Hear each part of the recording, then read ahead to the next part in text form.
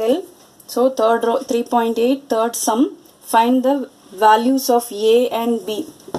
The following polynomials are perfect squares.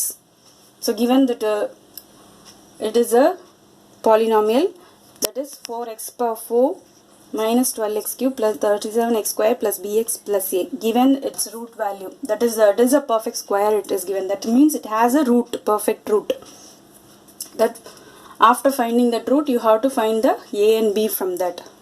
So when you do the long division, right, 4x power 4 minus 12x cube plus 37x square plus bx plus a inside, find the quotient. For that, first term, find its root number. 4x power 4, its root number is 2x square, 2x, right, multiply and multiply the quotient and the divisor and write. So 2x square is your square number, 1 you must write it in the division column and 1 you must write in the quotient. So multiply now and write it down. Now subtract it. So normal division, long division, how will you do remaining long division, how will you do the in algebraic numbers? Same like that you have to proceed it. See, after that take two numbers. In long division you will take two numbers, is not for square root. Here algebraic numbers you have to take two numbers here. Minus 12x cube, 37x square. Now quotient multiply by 2. 2 into 2, 4x square and write. The quotient number you have to multiply by 2 and write it in the divisor. In such a way you have two terms here. So one term you got, one more term you should write it. Then only you can multiply and write it over two terms and subtract it.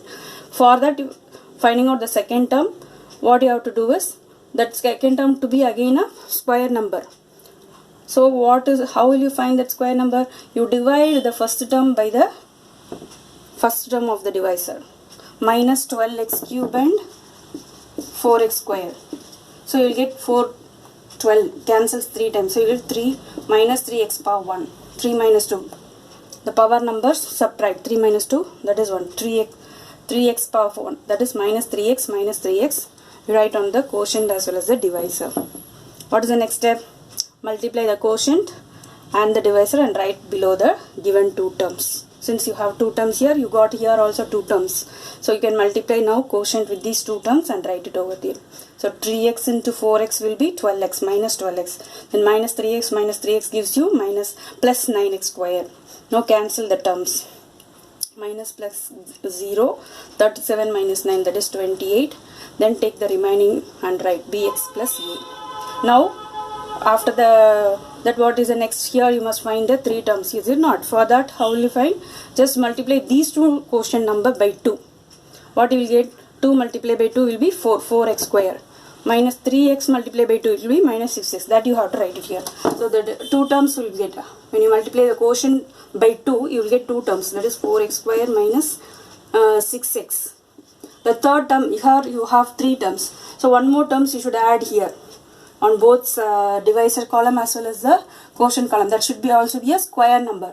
To find that square number, you have to divide the first term by first term. Same procedure. 28x square divide by the first term here, 4x square. So x square cancel. 28 4 table 7 times. So add 7. The same 7 you should add it here. Right. Now 7 multiply by all the three terms. 7 alone take it and multiply by all the three terms. Again write what you will get. 7 4s are 28x square. 7 6 are 42x plus into minus 42x. Again plus into plus 49. So what you will get? Do subtraction now. Subtraction means change the sign and cancel. Here plus minus cancels. Here, since already given it is a perfect square, you put they are going to be equal to 0 only. It is a perfect square they have told. So this is the root number for the given polynomial expression. That is square number for this root. So when you put the root for this polynomial, you will get modulus of 2x square minus 3x plus 7. This is your correct square, perfect square number already given. So in the question it is given for the polynomials or perfect square. That means it is a square number for the given expression already given. So the values you can equate it. Equal to 0 and put it here. B minus, here B plus 42 compare the x terms. Here b will be added, no? B plus 42 will be equal to 0. Anyway, if it is a square number means you should get 0 in the remainder, is it not? So if you put 0, since because it is a perfect square, you equate it to 0.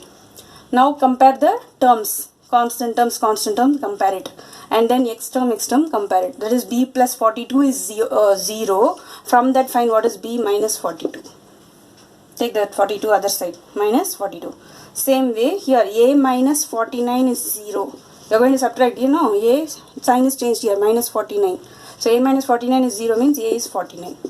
That is what the values you are going to find it. A is 49 and then b is minus 42. That is what question. Find the a and the b.